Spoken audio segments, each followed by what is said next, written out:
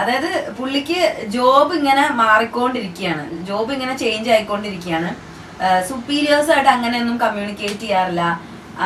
അങ്ങനെ ഓപ്പൺ ആയിട്ടുള്ള ഒരു ഫണ്ണി ആയിട്ടുള്ള പേഴ്സൺ ഒന്നും അല്ല പുള്ളി.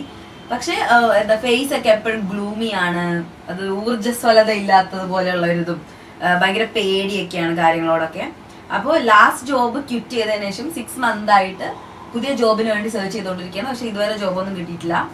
എങ്ങനെയാണ് ഫാമിലിയെ തീറ്റിപ്പോറ്റേണ്ടത് എന്നറിയില്ല എന്നാണ് പറഞ്ഞിരിക്കുന്നത്. ഇപ്പം ആളുടെ കണ്ടീഷൻ എന്താന്ന് നമുക്കറിയില്ല. ഒരു അൺസ്റ്റെബിലിറ്റി ആണല്ലോ, അല്ലെങ്കിൽ ഒരു സ്ഥിരതയില്ലായ്മയാണ് കാണിക്കുന്നത്. ജോലിയിൽ സ്ഥിരമായിട്ട് നിൽക്കാൻ പറ്റുന്നില്ല. അതിപ്പം അവര് ചെയ്യുന്ന ജോലിയുടെ ഒരു നേച്ചർ ആണോ, അല്ലെങ്കിൽ അവരുടെ ഒരു പേഴ്സണാലിറ്റിയുടെ നേച്ചർ ആണോ, എന്താന്ന് നമുക്കത് കൃത്യമായിട്ട് മനസ്സിലാക്കാൻ പറ്റുന്നില്ല ഈ ഒരു ക്വസ്റ്റ്യന്. ലൈക്ക് എന്താ പറയാ, എന്തുകൊണ്ട് ആൾക്കത് അവിടെ ഒരു അഡ്ജസ്റ്റ് ചെയ്ത് നിൽക്കാൻ പറ്റുന്നില്ല, അല്ലെങ്കിൽ ആ ഒരു എൻവയോൺമെന്റിൽ സുപ്പീരിയേഴ്സിന്റെ അടുത്ത്, അല്ലെങ്കിൽ ഇപ്പൊ നമുക്കറിയാം ഒരു വർക്ക് കൾച്ചർ എങ്ങനെയാണ് ഉണ്ടാവുക എന്നുള്ളത്. അപ്പം ആ ഒരു വർക്ക് കൾച്ചറിൽ എന്തുകൊണ്ട് ആൾക്ക് കുറച്ച് ഒരു ലോങ് ലാസ്റ്റിംഗ് ആയിട്ട് നിൽക്കാൻ പറ്റുന്നില്ല എന്നുള്ളത് അത് മേ ബി ഒരു പേഴ്സണാലിറ്റിയുടെ ഭാഗമാണോ എന്ന് നമുക്ക് സംശയിക്കേണ്ടിയിരിക്കുന്നു. പിന്നെ നമുക്ക് ഇപ്പം എന്തായാലും നമുക്ക് ഇങ്ങനെ ഒരു കണ്ടീഷൻ ഉള്ളത് കൊണ്ട് തന്നെ എനിക്ക് തോന്നുന്നു ആൾക്കൊരു പ്രോപ്പർ തെറാപ്പി എടുത്തു കഴിഞ്ഞാൽ മേ ബി ആളുടെ കൺസേണും കാര്യങ്ങളൊക്കെ മനസ്സിലാക്കാം.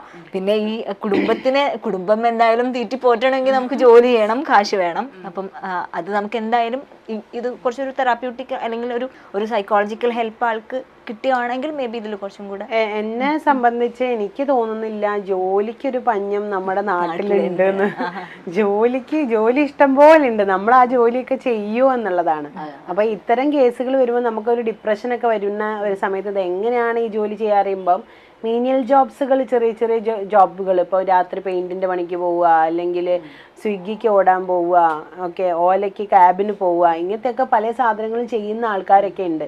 ഓക്കെ, പക്ഷെ നമ്മളെ നാട്ടിൽ അങ്ങനത്തെ പണികളൊന്നും ചെയ്യാൻ വയ്യ. ഞാൻ വല്ല യൂറോപ്പിലൊക്കെ പോയിട്ട് മാത്രമേ ഞാൻ ചെയ്യൂ, ആൾക്കാർ കണ്ട് ഞാൻ ചെയ്യൂല എന്നൊക്കെ ഉള്ള ആശയം വെച്ച് നടക്കുന്നവര് ഇതേപോലത്തെ ഒരു അവസ്ഥയിലൊക്കെ എത്തുമ്പോൾ ഇവർ പിന്നെ ഗാംബ്ലിങ്ങും ഈ പൈസ കടത്തൽ, ഗോൾഡ് കടത്തൽ, ഡ്രഗ് കടത്തൽ, ഇങ്ങനത്തെ സാധനത്തിലേക്കൊക്കെ ചിന്ത പോകാനൊക്കെ ഉള്ള ഒരു സാധ്യതയൊക്കെ ഉണ്ട്. ഇത് മാലഡാപ്റ്റേഷനാണ്, ഒരു നല്ല രീതിയിലുള്ള ഒരു അഡാപ്റ്റേഷൻ അല്ലാതെ മാലഡാപ്റ്റീവ് തോട്ട്സ് എന്നാണ് പറയുക. നമ്മൾ വേറൊരു രീതിയിൽ വഴിവിട്ട രീതിയിലേക്ക് നമ്മൾ ചിന്തകൾ പോവുക. അപ്പം അങ്ങനത്തെ സാഹചര്യങ്ങളിലേക്കൊന്നും പോകാണ്ടിരിക്കാനായി ശ്രമിക്കുക. എന്തെങ്കിലുമൊക്കെ ഒരു ജോലി സാധനങ്ങൾ, ഇപ്പോൾ പല ആൾക്കാരെ പറയുകയാണെങ്കിലും വലിയ പൈസക്കാരെ പറയുകയാണെങ്കിലും പണ്ട് അയാൾ ചായ വിറ്റ് നടന്നതാണ്, പണ്ട് അയാൾ പിന്നെ പെട്രോൾ അടിച്ചതാണ് പണ്ട്. അപ്പോൾ അതിലൊന്നും കാര്യമില്ല. കുറച്ച് കാലം കഴിഞ്ഞ് കഴിഞ്ഞാൽ നിങ്ങളെ ആ പണത്തിന് ആ ഒരു നാണക്കേടിന് മായ്ക്കാൻ പറ്റും. അപ്പോൾ എന്തെങ്കിലും ഒരു ജോലി ചെയ്ത് കുടുംബത്തിനെ പോറ്റാനുള്ള സാധനങ്ങൾ ഇയാൾ ചെയ്തേ പറ്റൂ.